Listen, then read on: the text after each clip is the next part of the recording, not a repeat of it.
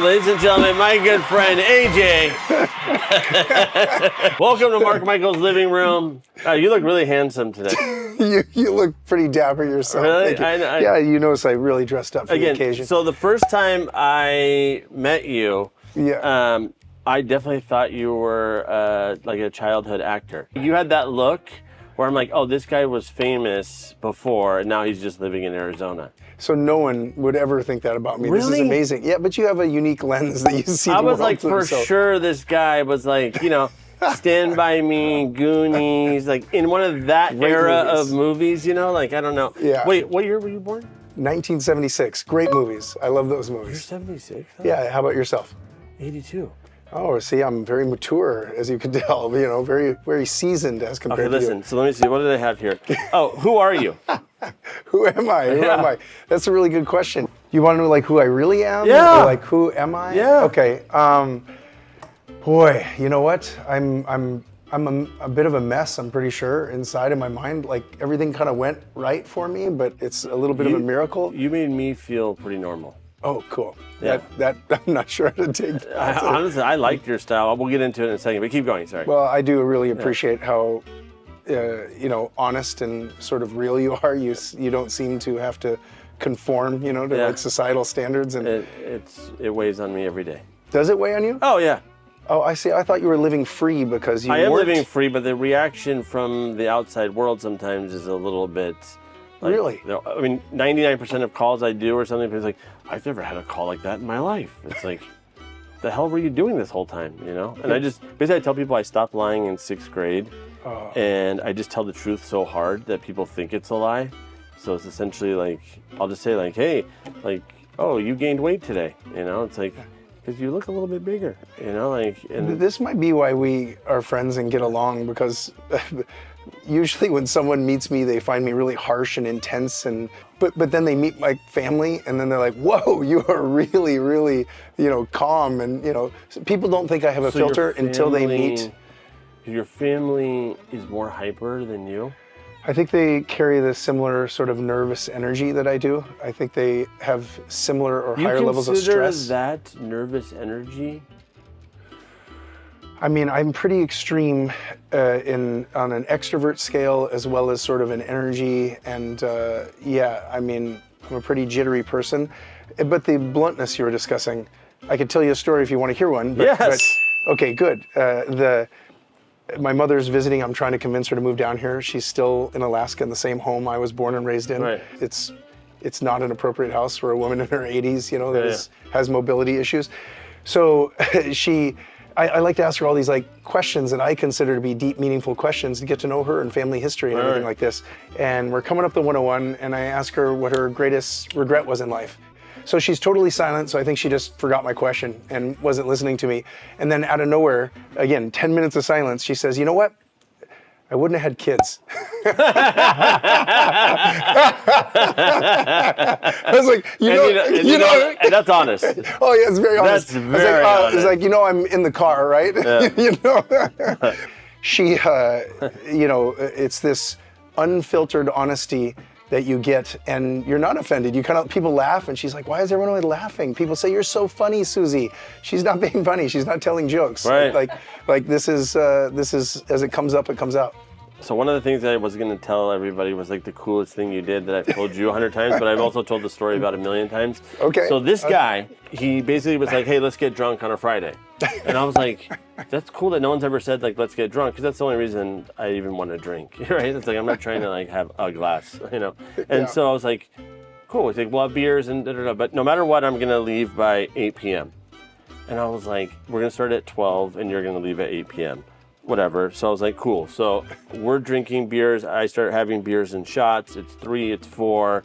You're social as hell. Like, you were very generous, right? Like, especially when we ended up at Montauk, you were just buying everybody. You're bringing people in, connecting people, you know, like, and again, it felt nice just to not be that person, you know, and have you doing all that stuff. Because you're normally doing that? I try to do that stuff. And then, but you were doing it, and you were doing it like really, I don't know, like it was just cool. Like you flowed. But meanwhile, the whole time, from 12 to about 8, I'm watching the clock. Like, there's no way. He's had at least 6 beers now. Like, this guy is not leaving, right? And he's getting more social, And I'm like, leaving at 8. This is it's about to be midnight.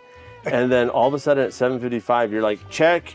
And then you're like, Mark, I'm leaving. Boom, everything. You're like, there's nothing good that happens after 8 o'clock. And you left. Yeah. And I was like, I think you've built, a better, maybe bigger company than I have. But regardless, I'm like, I haven't met like a CEO that was like about that life, where you're like actually did the thing, like socially, where all of a sudden you were gone. And I was like, that was the cool, because I was wasted. I ended up going out with my nephew to Mastro's afterwards, trying like we're on the prowl, like doing, being like weirdos. Yeah. And then I was like, got home at 11, biggest headache ever. Like I was just like, fuck, I should have done that. So anyway, that weekend I left and went back to Seattle, and I told everyone like, yo, there's a CEO guy in Arizona that I met that he basically pulled the ripcord. And he said at the beginning of the day, 1, that he's going to be gone by 8, and you left at 7:55 p.m. And I thought it was the coolest thing in the world. And look, I wrote, the coolest thing you did. Check. I love actual notes. And then on the cards? Yeah, beautiful. There's always a brand accent in everything you do from the, and I'm really proud.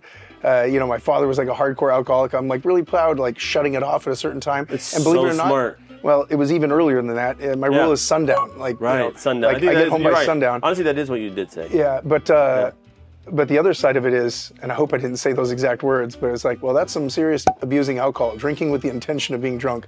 I mean, that's drug abuse, which is pretty bad. Well, as long as our healthcare providers don't see it, this episode, it shouldn't be added to our records. Yeah, this is great. This is great to share with the world. How was your day? Like, if someone asks you, how was your day? How do you say your day went? Well, it's almost always great. Yeah, almost always great. Same. But it does go great.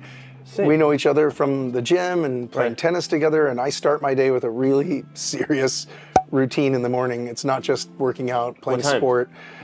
I'm there by 5:30 or 6 at the latest, but I do something fun or play a sport like we do together, but I also have this whole morning cycle, sauna, cold plunge, cold shower, meditation, gratitude type thing that like I make a point that my day starts so well that it's pretty well set. It's going to be a good day regardless. What time do you eat dinner? Maybe like 5:30. Check. 5:30. Check. We prefer 3:30. So do you think you are an actor in a past life? Check. No. You would have had a huge career. We already talked about that. Something cool I learned this week is I burned a CD with a lady on Etsy. So I sent her a playlist. What year was this? No, today. I know. Sorry, I'm just saying. I mean, what's happening? Yeah, I know. And she burned the CD for me for $20. You're so retro. Right? You are old school. So that's my dad. Pop, we're on camera. We can hear it, Pop. This is Mom, Meatloaf. Yeah, that's all good. part of it. Yeah. What are some of your favorite places to eat, hike, and drink in Arizona? Let me do that in reverse order. I'm trying not to drink, so I'm we eliminated that part. I'm 3.5 years into only drinking on Fridays and Saturdays, and I'm even trying to drink less per session. Kind of like working my way toward a life. Wine. Yeah, sure. Wine with dinner is nice. Because it's slow drinking. I've been to Bordeaux and I don't like it. So what does that tell you? He also doesn't like New York, Ashley. Oh, it was a wonderful 2 years of my life. Guy. But it's because I go back there on business, and the agencies and the leagues are there, and it's this stressful race all over town, get in, get out kind of thing. But this is how you know I'm not a wine expert. In Bordeaux, I always like the village wine. They're trying to espouse the virtues of Grand Cru, and I'm like, yeah. I just read the book. All right. I know what the reference is. The Village Wines. All right. Yeah, all right. Cool. Cool. Yeah. So, what are you into nowadays? Wait, hold on. We didn't answer. What are your places in Arizona? I have a kind of like a hiking crew we go to the superstitions a lot of the time. Beautiful when the weather's like this, when it's decent here in the winter, and when things get hot, we start to head to the mountains. And I tend to spend the summers in Telluride, which it's otherworldly. You might as well be in the Alps or something. So that's my hiking. And then where do I eat? I ride a beach cruiser bicycle almost everywhere I go. Yeah. So I kind of like leave my circle as Old Town. So no matter how good the restaurant is, if it's not in Old Town, I'm not going. Right. Yeah, so I've got my rotation there, if you really want me to list it. But Yeah. we're so lucky to have beautiful We food do. here. Yeah, I mean, F&B, I absolutely love F&B. Never even heard of it. Every single thing on the menu is going to be a unique F&B. experience for you. You will have not seen it at any other place. It's any called other time. FNB. FNB, like food and beverage, but just FNB. They're closed like Mondays and Tuesdays. They have a very small restaurant there.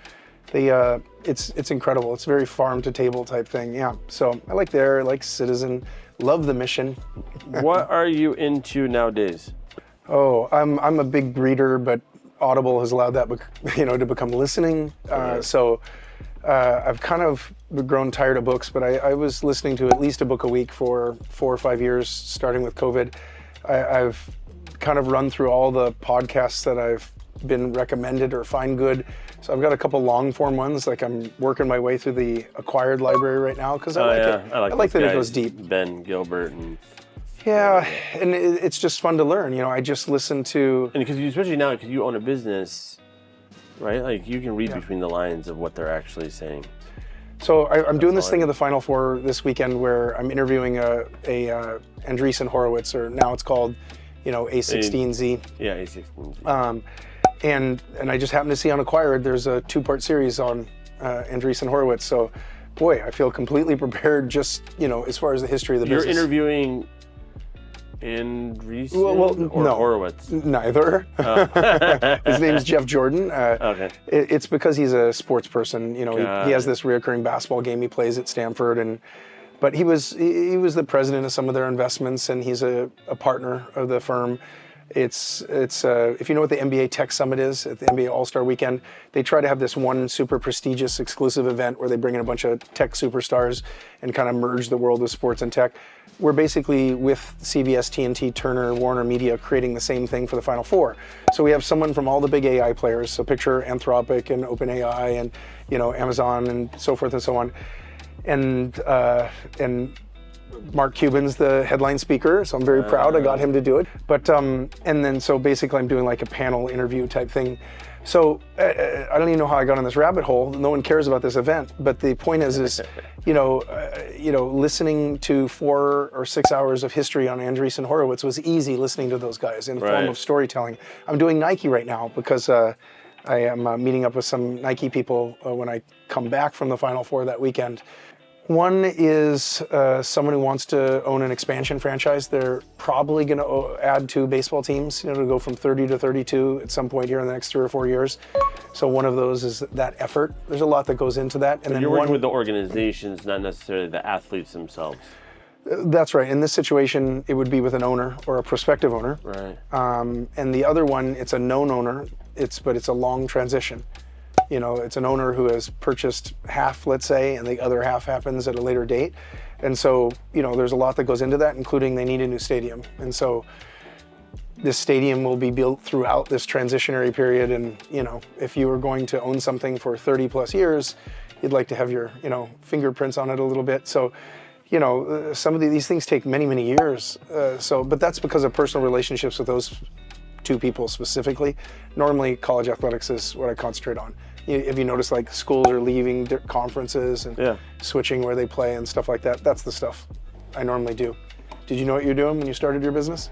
Yeah, I did that in our early 20s. Like most of my, let's just say, peers, CEO peers, whatever, like Mark, you should have just walked away. But like, I don't know, I just couldn't walk away from the thing. And I've had the same co-founder since I was 17. And I just remember, I sweat about it now. But like my investors would always be like, I'd go to them and be like, oh, because we raise money from like the best of the best, like people, funds, whatnot, between Seattle, That's a lot LA, of money New York, to raise and San when you're in Francisco. your early 20s, Yeah. by the way. And, who was it? What fund, or was it? It was, angel investors? again, it was, all the name brand people. So we have Jeff Interest, we have John Cunningham, we have Fred Davis. And again, it was not Madrona, but again, a partner there invested in us, not like their funds, but like individuals essentially. Yeah. And, but again, like I'd be like super hyper, like, wait, we just need more money. We burned it like in I don't know, like 3 months. I mean, like we literally hired just all the dumb things. Like called my little brother, moved to Seattle, we're rich, bro. Da, da, da, da. Like had to your point, had no clue. Right. And then like I'd be like, we just need more money, and I'd be like, and again, this is embarrassing now. But like I remember my investors. I just told the story to Ashley. Like they'd always look at me like this. Okay, Mark. And I'm like, you don't fucking know. Like, I'm building the next big company. You don't know shit. And like, these people have all built companies, sold companies. Most of them are, at least $500 million plus. And I'm just sitting there, and they always just cross their arms and look at me like, okay, Mark. And I'd be like, you don't. And I'd just be talking shit. I mean, I sweat about it now. But again, you know what's weird about that? Is I'll see somebody nowadays, let's say in their 40s, even 50s, let's just say raise money to do something, and they make all the mistakes that I made in my 20s. And it gives me like this weird sense of just like, oh my God, that's embarrassing to make it when you're that much older, And I did it all in my 20s, so. That whole just sticking with it, it's like, how would you identify somebody who's about it, And again, like, I think they could have probably told, but maybe I talked too much, I don't know. Yeah. And so. Yeah, it's kind of a weird thing. Well, we were both pretty young. I think I was 29 when I started my business. There's no perfect time. I had tons of mentors who said. You went to UW? Oh yeah, yeah. I'm from Alaska, but I went to UW. Yeah. Oh, gotcha. Yeah. You both grew up in Seattle, right? Yeah. I was Seattle U. I graduated. Yeah. Seattle's an amazing city that I don't care to live in right now. But it was great place. I'm glad you guys have a place down here. Let's put it that way. Ashley goes all the time back to Seattle. Yeah, your business is local, right? So Seattle broke my heart in more ways than one since the pandemic, unrelated to politics, unrelated to homelessness. How did they break your heart? It's just, to me, it's just quiet now. Does your audience know that you were the president of your university? I don't know if they knew that, but they do now. And before this camera overheats, ladies and gentlemen, that was AJ. Thank you, AJ. You're so great.